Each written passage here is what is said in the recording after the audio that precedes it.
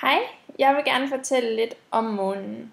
Månen er jordens tætteste nabo, og den ligger i en afstand af 356.000 km til 406.000 km væk.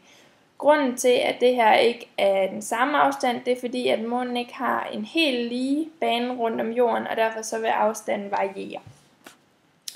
Månen er næsten kugleformet ligesom jorden, og den har en radius på ca. 1374 km, og det svarer til cirka en fjerdedel af jordens.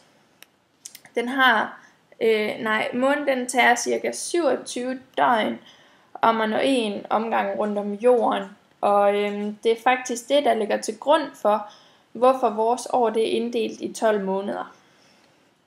Måneskin, selvom mange tror det, er ikke fordi månen lyser op. Nej, det er fordi, at månen den reflekterer sollyset.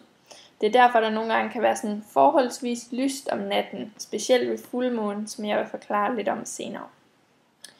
Månen har nogle forskellige faser, og det skyldes, at vi kun ser den del, som solen lyser på. Der vil altid være lys på månen, og det vil altid være den halvdel, der vender mod solen.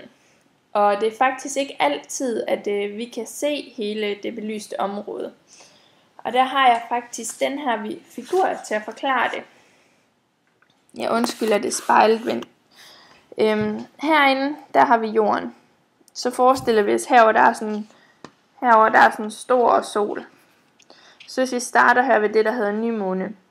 Nymåne, det er når vi slet ikke kan se månen. Og det er simpelthen fordi, at hele det belyste område, det er jo herover, fordi solen er. Det vil sige, at vi kan slet ikke se noget af det område, som solen lyser op af månen.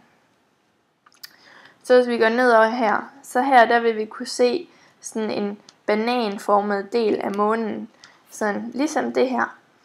Og det er simpelthen fordi, at herindefra vil vi kun kunne se lidt af den, når den er helt derovre. Så her vil vi kunne se halv, og her der vil vi kunne se cirka 3/4 af månen.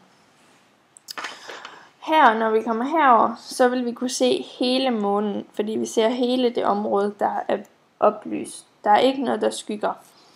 Og det kaldes fuldmåne. Når at månen den går heroverfra, så siger man, at den er tiltagende. Det er fordi, at vi kommer til at kunne se mere og mere og mere af månen. Når den går herfra og herover til, kalder vi det aftagende, fordi at vi kan se mindre og mindre og mindre af månen.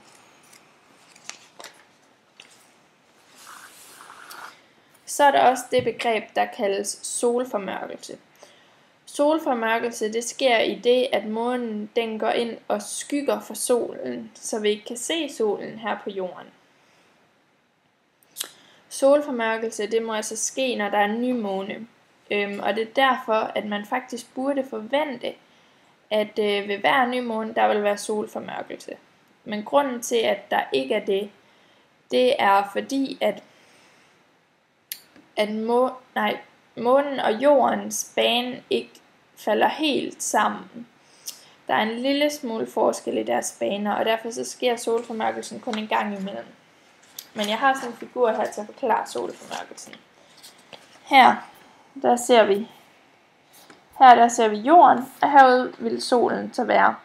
Og det her, det er månen. Så jeg kan godt se, at månen den går ind, og så skygger den. Simpelthen sådan, så der kommer formørkelse herinde på jorden. Hvis man står ved A, så vil der være fuldstændig formørkelse. Fordi at få en til det som om, at månen dækker hele solen. For B, der vil det kun være en halv formørkelse. Man kan se halvdelen af månen og halvdelen af solen. Grunden til, at der ikke vil være fuldstændig solformørkelse for hele jordkloden, det er fordi månen ikke er lige så stor som jorden. Det vil sige, at månen kan ikke skygge for hele jorden. Og det er derfor, at der vil være nogle steder, hvor den kun er halv solformørkelse. Ja, det var det, jeg havde.